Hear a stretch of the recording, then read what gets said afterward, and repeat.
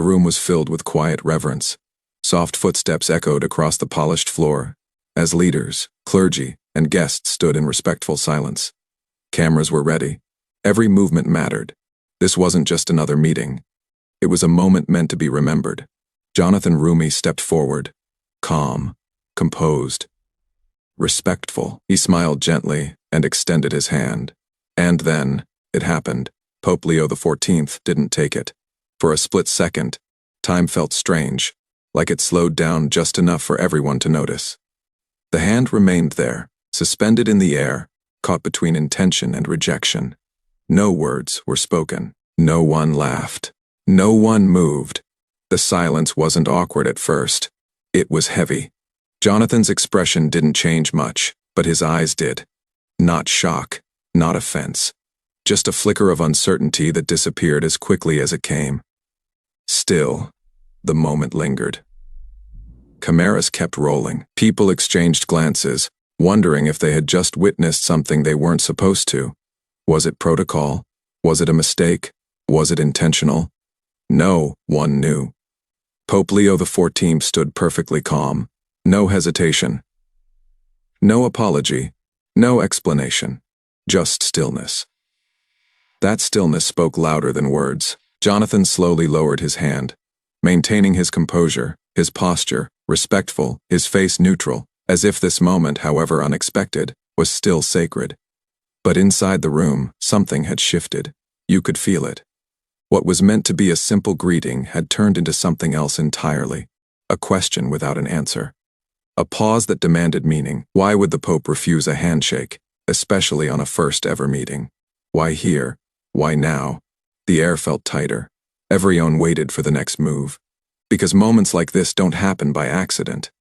Not in rooms like these, not with people like this, and whatever was about to happen next was going to change how this moment was remembered forever. The meeting took place behind ancient walls that had witnessed centuries of history. Stone corridors, high ceilings, soft light filtering through tall windows. Every step inside this place carried weight, not just of tradition, but of presence. This wasn't a room where things happened randomly. Every gesture here meant something. The atmosphere was formal, yet calm. Clergy members stood quietly along the sides. A few officials whispered to one another, careful not to disturb the moment. Cameras were positioned discreetly, their red lights glowing softly, reminders that the world beyond these walls was watching. This was not a crowd gathered for spectacle. This was a room built for meaning. Jonathan Roumie stood among the guests, hands relaxed at his sides now, his posture steady. He wasn't unfamiliar with attention. Years in the public eye had taught him how to remain composed, how to stay grounded even when every move was being observed. Still, this was different. This wasn't a film set. This wasn't a stage. This was a sacred space. Pope Leo XIV stood only a few steps away. Dressed simply, his presence filled the room without effort. There was no need for raised voices or commanding gestures. Authority here didn't announce itself. It existed quietly, confidently, unquestioned. People often misunderstand power. They imagine it as something loud, something forceful, something that demands attention. But real power doesn't compete. It waits. As the room settled, conversations faded naturally. No one had asked for silence. It simply arrived. The kind of silence that forms when everyone understands the importance of the moment they're standing in. This was their first ever meeting. No shared history. No private familiarity. Just two men meeting under the weight of expectation to the outside world. It might have looked simple. A greeting, a smile, a handshake. But inside the room, the dynamics were far more complex. Jonathan represented a bridge between faith and storytelling, between belief and modern culture. Many saw him as a symbol, whether he asked for that role or not. He carried that responsibility carefully, never loudly, never carelessly. And Pope Leo XIV, he represented centuries, tradition, discipline, intent. A presence shaped by history, not headlines. The room felt balanced, until it didn't, though no one spoke about it. The earlier moment lingered like a quiet echo. The refused handshake hadn't disappeared. It hovered in the air, unspoken but impossible to ignore. Some guests shifted slightly, adjusting their stance. A few glanced between Jonathan and the Pope, trying to read expressions, trying to decode meaning where none had yet been offered. But neither man reacted outwardly. Jonathan remained respectful, attentive. The Pope remained calm, observant, no tension. At least not the kind you could point to. Instead, there was contrast. A contrast between what people expected and what was unfolding. Public settings often hide private meanings. To most eyes, this was simply a formal encounter. But those who understood the space, who understood the weight of silence, could feel that something was being carefully measured. This wasn't discomfort. This was deliberation. The Pope's gaze moved slowly across the room, acknowledging others with gentle nods. Each gesture was intentional, paced, unrushed.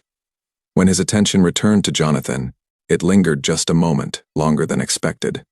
Not cold, not warm, focused. Jonathan noticed, not with alarm, but awareness. In moments like these, reactions matter. Overreaction reveals insecurity. Underreaction reveals indifference. Jonathan chose neither. He stood present, grounded, willing to wait. The room seemed to respond to that stillness. Breaths slowed. Movements softened. And yet, beneath the calm surface, curiosity grew. Why hadn't the Pope explained himself? Why hadn't anyone intervened? Why did it feel like this moment was unfolding exactly as intended? Because in spaces like this, nothing is rushed. Especially not meaning. The meeting continued, but the atmosphere had subtly changed. What began as a formal encounter was now something deeper, something unfolding in layers, not words. Whatever had happened earlier was not a mistake. It was a setup. And as the room held its breath, one truth became clear. This wasn't about a handshake. It was about what comes after silence. From the outside, Jonathan Roumie looked calm. His posture was steady, his expression neutral. His hands rested naturally in front of him. But moments like this don't end when the cameras keep rolling. They echo inside. Jonathan had stood in front of thousands before. On stages, on sets. In interviews where every word could be replayed, misinterpreted, or judged. He had learned long ago how to remain still when attention sharpened. Yet, this attention felt different. This wasn't curiosity. This wasn't admiration. This was scrutiny without words. He felt it in the quiet pauses, the ones just long enough to invite thought, but not long enough to demand action. The kind of silence that asks questions without speaking them. Had he done something wrong? The thought didn't linger, but it passed through. Quick, instinctive, human. He replayed the moment in his mind. The step forward, the extended hand, the stillness. No rejection in the Pope's face, no dismissal, just restraint. Jonathan had learned to respect restraint. In his work, he had portrayed devotion, humility, surrender, not as ideas, but as lived realities. He understood that not every response was meant to be immediate. Some were meant to be felt first. Still, uncertainty has weight. Around him, others shifted subtly, a slight adjustment of feet, a quiet clearing of the throat. Small movements that revealed what words could not. People were thinking. Jonathan sensed it. He wasn't the center of attention in a dramatic way. No whispers. No pointing. But he could feel the collective awareness pressing inward, like a circle slowly tightening, without anyone stepping forward. It would have been easy to misread the moment, to assume embarrassment, to assume offense, to assume hierarchy. Jonathan did none of those. Instead, he chose patience. That choice didn't come from training or instinct alone. It came from something deeper, an understanding that not every moment is about response. Some moments are about presence. He breathed evenly. Let the moment exist. If this was a test, it wasn't one you passed by speaking.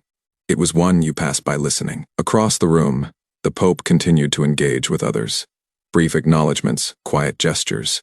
There was no sign of tension in him, no correction, no urgency, which made the silence louder. Jonathan wondered, not anxiously, but honestly, whether this moment was meant only for him, or whether it was meant for everyone watching. Public figures learn quickly that private feelings rarely stay private. Every gesture becomes symbolic, whether intended or not. Jonathan was aware that this interaction would be replayed, slowed down, analyzed. But right now, none of that mattered. What mattered was respect. He reminded himself where he was standing, a place shaped by centuries of faith, a place where ego had no value, a place where meaning unfolded slowly.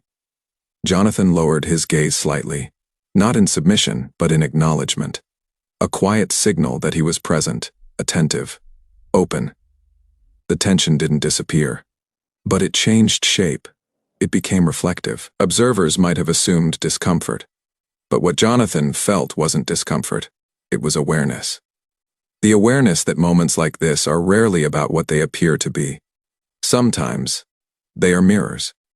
He thought about the countless people who saw him as more than an actor, the expectations placed on him, the interpretations layered onto his work, his words, his presence. This moment felt connected to that weight, not as judgment. As a reminder that roles, even meaningful ones, are not identities. That humility must be renewed constantly, not assumed. Jonathan's shoulders relaxed slightly. He didn't know what would happen next, but he knew how he would meet it, without defense, without performance, without assumption. Around him, the room felt quieter than before, not silent, but attentive, as if everyone sensed that whatever came next would not be loud, but it would be significant. And somewhere between the stillness and the waiting, Jonathan realized something. This moment wasn't about a handshake that didn't happen. It was about what happens when expectation meets intention and is asked to pause. The pause wasn't empty. It was full, and it was leading somewhere. Pope Leo XIV had not moved, not because he was uncertain, not because he was dismissive, but because stillness, in his world, was never accidental. He had spent decades learning when to speak, and more importantly, when not to. In rooms like this, words were rarely the most powerful tool. Silence often carried far more weight. He was aware of the pause, aware of the hand that had been extended, aware of the eyes now quietly watching, and aware of how moments like these are remembered, not for what is said, but for what is felt. The Pope's expression remained calm, composed, unreadable to those searching for quick answers. There was no tension in his posture, no stiffness in his stance. He stood as someone entirely at ease with waiting, not for permission, but for alignment. People often mistake authority for dominance. They assume it needs to assert itself immediately, to correct, to clarify, to explain. But true authority doesn't rush to be understood. It allows misunderstanding to exist, briefly, because it knows clarity will arrive on its own. Pope Leo XIV understood this deeply. He had seen how quickly moments are consumed by reaction, how easily meaning is diluted, when explanations come too fast here. Now, he allowed the pause to do its work. The room leaned into it. He could sense the shift, not as discomfort, but as attention sharpening. People weren't distracted anymore. They weren't thinking ahead to schedules or formalities. They were present. That was intentional. His gaze moved slowly, deliberately, across the room, not avoiding Jonathan, but not rushing back to him either. This wasn't distance. It was framing. By not reacting immediately, he removed hierarchy from the moment. There was no correction, no instruction, no public display of power. Just shared stillness. In that stillness, assumptions surfaced. Some wondered about protocol. Some wondered about symbolism. Some wondered if they had misread the moment entirely. The Pope let them wonder, because reflection begins where certainty ends. When his eyes returned to Jonathan, they carried something subtle, not evaluation, not judgment, but recognition. The recognition of someone who understood restraint. Someone who did not demand resolution. That mattered. In leadership, reactions reveal more than actions. And Jonathan's lack of reaction spoke clearly. Pope Leo XIV noticed. He noticed the absence of ego, the absence of defense, the willingness to wait. That, more than any gesture, set the tone around them. The room felt altered, not tense, attentive, as if everyone sensed they were witnessing something quiet but important, even if they couldn't yet explain why. This was not about refusal, it was about redirection. The Pope had spent years guiding conversations away from surface gestures toward deeper meaning. He believed that reverence should not be rushed, and humility should never be performative. A handshake could be polite, but sometimes politeness hides something deeper that needs space to emerge. The pause created that space. He knew that if he explained too soon, the moment would shrink, reduced to headlines, simplified into misunderstanding. Instead, he allowed it to breathe. This wasn't theater. It was discernment. Discernment requires time, and time, in this room, belonged to him. He could feel the room settling into acceptance of the pause, the kind that happens when people realize they are no longer waiting awkwardly, but witnessing something intentional. No one interrupted. No one stepped in. That, too, was telling. The Pope finally shifted his weight slightly, not toward Jonathan, not away. Just enough to signal movement without resolution, a subtle reminder that this moment was not finished. Only unfolding. His silence was not absence. It was presence, concentrated. And in that presence, a quiet message formed, one that didn't need to be spoken yet. Not every meeting begins with touch. Not every connection begins with familiarity. Some begin with reverence. The room didn't yet know what that meant, but it would. Soon. At first, no one said anything. They didn't need to. The room itself had changed. What moments ago felt like a formal gathering now felt like a held breath, shared, collective, unmistakable. People who had been standing casually adjusted their posture, shoulders straightened. Conversations that never fully began quietly dissolved. Eyes moved, not dramatically, not obviously, but deliberately. Some glanced toward Jonathan, others toward the Pope. A few looked away, unsure where their attention belonged. In spaces like this, attention is a form of participation. And everyone was participating now. The silence had become contagious. Those closest to the interaction felt it first. They sensed that whatever was unfolding wasn't meant to be interrupted. That stepping in, even with good intentions, would fracture something delicate. A subtle understanding passed through the room. Wait. Non-official shifted his stance, then stopped himself. Another raised a hand slightly, as if to speak, then let it fall back to his side. No one wanted to be the one who broke the moment, because it was no longer awkward. It was intentional. Jonathan felt the shift, too. He didn't look around. He didn't search faces for reassurance. But he could feel the attention pressing inward, narrowing the space until the moment belonged not just to him and the Pope, but to everyone present. Witnesses change moments. They give weight to silence. They give meaning to restraint. And now, everyone was a witness. Some attendees felt an unexpected discomfort, not because of what had happened, but because of what it suggested. Moments like this don't offer easy interpretation. They challenge assumptions. They ask people to sit with uncertainty longer than they're used to. In a world trained for instant clarity, this pause felt almost radical. A few people leaned forward slightly, instinctively, as if proximity might offer understanding. Others leaned back, arms crossing loosely, processing internally. No one reached for their phone. No one whispered. The stillness had commanded respect. The man standing closest to the Pope noticed something subtle. The Pope's calm hadn't wavered. Not once. There was no tension in his expression, no impatience in his posture. That steadiness began to ripple outward. Calm is contagious when it's genuine. As seconds passed, the initial shock softened into curiosity, then into something deeper, reflection. People began to ask themselves quiet questions. What does this mean? What are we being shown? Why does this feel important? These weren't questions that demanded answers. They were questions that invited awareness. The controlling force in the room, if there ever had been one, dissolved. No one held dominance here. No one seized the narrative. The narrative was forming on its own. Jonathan sensed it when the pressure eased from his chest, not because the moment had resolved, but because it had been accepted. He was no longer standing in uncertainty alone. The room had joined him. Across the space, the Pope's presence seemed to expand, not through movement, but through stillness. He didn't need to command attention. He had already captured it. This was leadership without display. Somewhere in the room, a quiet realization took hold.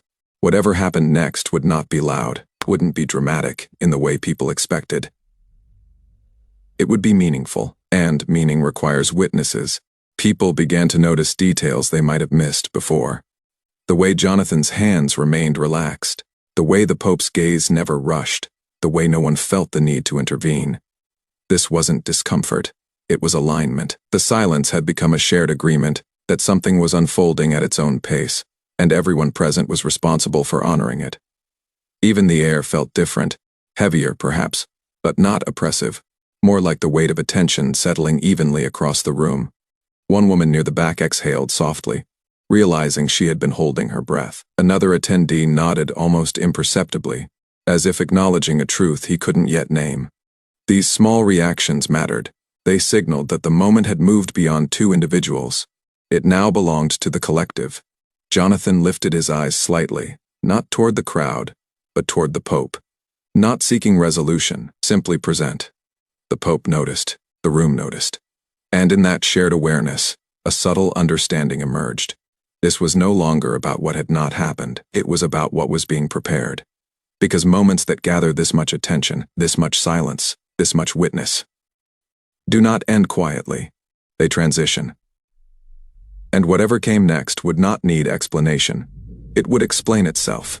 The silence finally moved, not abruptly, not dramatically. It shifted the way the tide does, quietly, but with certainty. Pope Leo XIV took a single step forward. The movement was small, but it drew every eye in the room. Not because it demanded attention, but because everyone was already giving it. The pause had done its work. Jonathan felt it before he saw it. That subtle change in energy, that sense that whatever came next would resolve everything, without needing to explain too much. The Pope stopped just short of where Jonathan stood, close enough to be personal, far enough to remain reverent. For the first time since the moment began, Pope Leo XIV spoke. His voice was calm, low measured, not for the room, but for the moment. "Forgive me," he said gently, not as an apology, but as an acknowledgement. "I did not refuse you." The words landed softly. People leaned in, not physically, but inwardly. "I chose something else." Jonathan met his eyes. No confusion now, no uncertainty, only attention. The Pope continued, his tone steady. "In places like this," he said, "we often move too quickly to familiarity.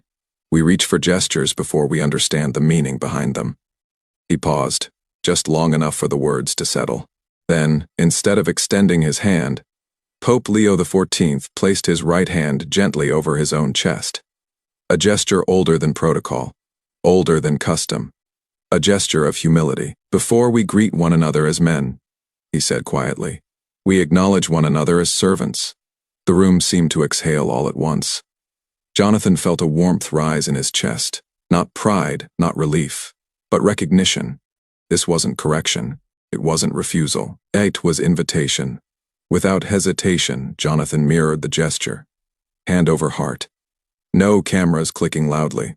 No murmurs breaking the silence. Just two men standing in shared understanding. The Pope nodded once, almost imperceptibly. "Now," he said softly, "we may greet each other." This time, the handshake happened. But it felt different. Not transactional, not performative, grounded, witnessed, meaningful. People in the room felt it immediately. That this was not the handshake they had expected, but the one the moment required. What had seemed like a refusal revealed itself as preparation. The handshake was no longer the story. The intention behind it was, Jonathan spoke quietly, his voice steady. "Thank you," he said, not as politeness, but as truth. The Pope smiled, not broadly, not ceremonially, but with warmth that reached his eyes. "Thank you for waiting," he replied. That was the lesson: waiting, not demanding explanation, not filling silence with assumption, not turning uncertainty into offense. The Pope turned slightly, addressing the room now, though his words were still gentle. "Faith is not rushed," he said, "and reverence is not automatic, it is chosen." No applause followed, none was needed. People understood they had just witnessed something rare, a moment where restraint carried more power than reaction, where humility guided authority, where silence taught more than speech. Jonathan stepped back, his posture relaxed, his expression peaceful. Whatever weight he had carried into the room felt lighter now. Not because it was removed, but because it had been shared. Across the room, observers felt something shift within themselves. Some felt challenged. Others felt affirmed.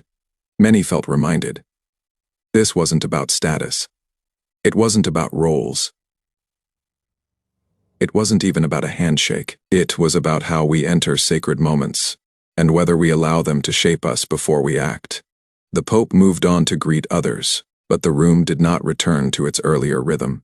Something lingered, not tension, meaning, and everyone knew they would remember this meeting, not for what almost went wrong, but for what went right, because someone chose patience over assumption and humility over habit. The room slowly returned to motion, not abruptly, not casually. People shifted their weight, breath resumed its natural rhythm. Soft steps echoed again against the stone floor. Conversations would eventually continue, but not in the same way. Something had settled into the space. Jonathan Roumie stepped back into the line of guests, no longer carrying the quiet tension that had followed him earlier. His expression was calm, centered, not relieved, but aligned. He didn't look around to see who had noticed. He didn't need to. Moments like this don't require validation. Their meaning doesn't depend on applause or headlines. They work inwardly, reshaping perspective long after the room empties. Nearby, a few people exchanged brief glances. The kind that say, "Did you feel that too?" No one spoke it aloud. But the shared understanding was clear. They had witnessed something rare, not drama depth. Pope Leo XIV continued greeting others with the same quiet attentiveness he had shown throughout. Nothing about his demeanor suggested that something extraordinary had occurred, and that, in itself, was telling. True intention doesn't announce itself. It simply acts. For Jonathan, the moment lingered, not as a question, but as a reminder.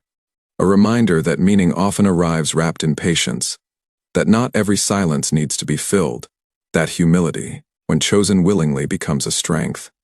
He reflected on how easily moments are misunderstood when viewed through expectation alone, how quickly assumptions rush in when answers don't arrive on schedule, and how powerful it is to wait anyway. Around the room, the impact continued quietly. Some attendees felt challenged, realizing how often they confuse familiarity with respect. Others felt comforted, reminded that reverence still has a place in a fast-moving world. A few felt something deeper, still, a gentle correction, not spoken, felt. The meeting eventually drew to a close. People filed out slowly, their footsteps measured, their expressions thoughtful. Outside these walls, the world would move on, clips would circulate, interpretations would multiply. But those who had been there understood something that cameras could not fully capture. The refused handshake had never been a refusal. It had been an invitation to pause, to reflect, to enter the moment fully, rather than rushing past it. The lesson wasn't complex, but it was demanding. It asked something of everyone who witnessed it. Not agreement, but awareness. Awareness that intention matters more than habit. That silence can be generous, not empty. That respect is not automatic, it is chosen again and again. Jonathan carried that lesson with him as he left the room. Not as a burden, but as clarity, the kind that doesn't need to be spoken aloud to be lived. And Pope Leo XIV had already moved on, not because the moment was insignificant, but because its work was done. Some moments are meant to echo, not linger. As the doors closed behind the final guests, the room returned to stillness. But it was not the same stillness as before.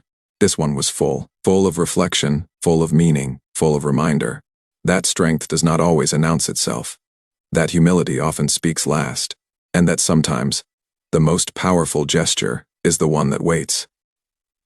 If you believe respect matters more than routine, type humility in the comments. If this moment made you pause and think, share it with someone who values meaning over noise. And tell us where you're watching from. Because the moments that change us most are often the quiet ones.